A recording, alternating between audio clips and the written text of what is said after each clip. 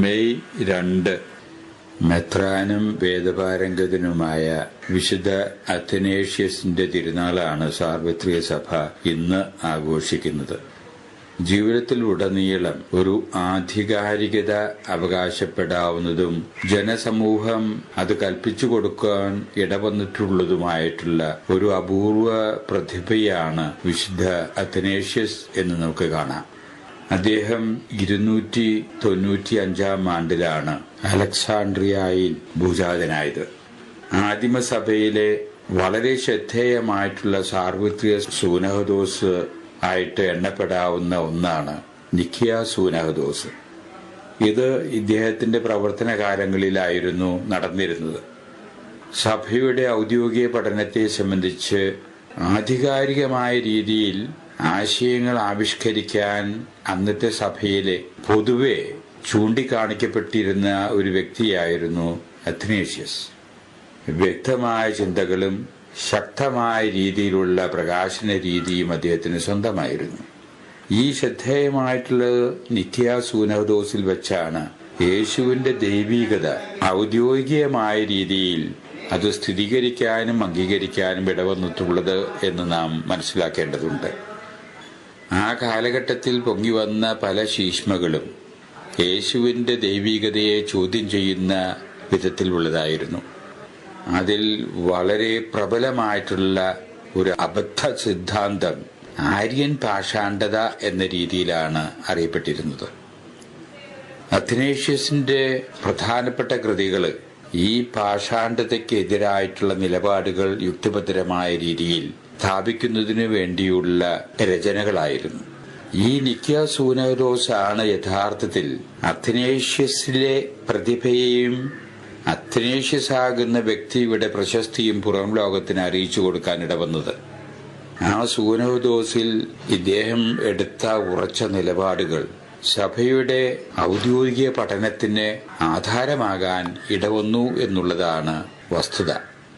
ഈ സൂനഹദോസ് തന്നെയാണ് അദ്ദേഹത്തിന്റെ ജീവിതത്തിന്റെ ബാഹ്യമായ രീതിയിൽ ചിന്തിക്കുകയാണെങ്കിൽ മഹത്വത്തിന് നിദാനമായതും ഈ സൂനഹദോസ് തന്നെയാണ് അദ്ദേഹത്തിന്റെ ജീവിതത്തിന്റെ ക്ലേശപൂർണമായിട്ടുള്ള ജീവിത സരണിക്ക് കളമൊരുക്കിയതും എന്ന് പറയാം. ഈ സൂനഹദോസിൽ അദ്ദേഹം എടുക്കാനിടവന്ന നിലപാടുകൾ തന്നെയാണ് അദ്ദേഹത്തിന് സുഹൃത്തുക്കളെ നേടിക്കൊടുക്കാനും അതേസമയം തന്നെ ശത്രുക്കളെ സമ്പാദിക്കാനും ഇടവരുത്തിയത്. ഈ സൂനഹദോസ് കഴിഞ്ഞ 5 മാസം കഴിയുന്ന അവസരത്തിലായിരുന്നു അലക്സാണ്ട്രിയയിലെ പാട്രിയാർക്കായിരുന്ന അലക്സാണ്ടർ പിതാവ് മരണമടയാനിടവന്നത്. അലക്സാണ്ട്രിയക്കാരനായ അത്തനേഷ്യസ് ശ്രദ്ധേയനായിട്ട് തീർന്നിരുന്ന ഒരവസരമായിരുന്നു അത്. അതുകൊണ്ട് അലക്സാണ്ട്രിയയിലെ ജനങ്ങൾ ഒന്നടങ്കം മുറവിളി കൂട്ടി, ഞങ്ങൾക്ക് അത്തനേഷ്യസിനെ തരിക എന്ന്. അത്രയും ഒരു ജനപിന്തുണ അദ്ദേഹത്തിന് ആ കാലത്തുണ്ടായിരുന്നു. സഭാ നേതൃത്വം വേണ്ട വിധത്തിൽ സമ്മേളിച്ച് വിശുദ്ധ അത്തനേഷ്യസിനെ തന്നെ അവർക്ക് പാട്രിയാർക്കായി നൽകുകയാണ്.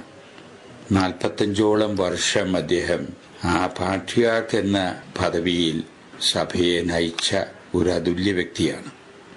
ഈ 45 വർഷത്തിന്റെ ഉള്ളിൽ 17 വർഷത്തോളം അദ്ദേഹം വിപ്രവാസത്തിലായിരുന്നു എന്നുള്ളതാണ് യാഥാർത്ഥ്യം. നിഖിയ സൂനഹദോസിൽ അദ്ദേഹം എടുത്ത നിലപാടുകൾ ശത്രുക്കളെ ഉണ്ടാക്കിയതിന്റെ അടിസ്ഥാനത്തിൽ അദ്ദേഹത്തെ നാടുകടത്തുന്നതിനും അദ്ദേഹത്തെ വധിക്കുന്നതിനും പോലും ഉള്ള പല ശ്രമങ്ങളും നടക്കുകയുണ്ടായി.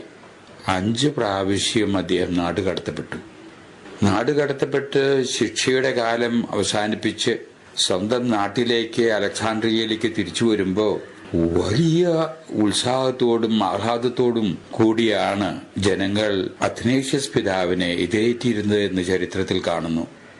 എന്നല്ല, പിന്നീട് വന്ന തലമുറ വലിയ ഉത്സവങ്ങളും ആഘോഷങ്ങളും നടക്കുമ്പോൾ അത് അത്തനേഷ്യസിന്റെ വരവിന് നൽകിയ ഉത്സാഹം പോലെ താരതമ്യം ചെയ്ത് സംസാരിക്കുന്ന ഒരു പതിവ് നാട്ടിൽ വന്നു.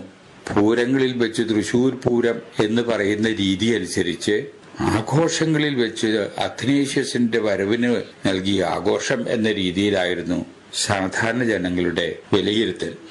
എന്നല്ല, കത്തോലിക്ക സഭയുടെ ശത്രുക്കളായിട്ട് തീർന്നിരുന്ന അന്നത്തെ ബുദ്ധിജീവികള് സഭാമക്കളെ അത്തനേഷ്യൻസ് എന്ന രീതിയിലാണ് വിളിച്ചിരുന്നത്.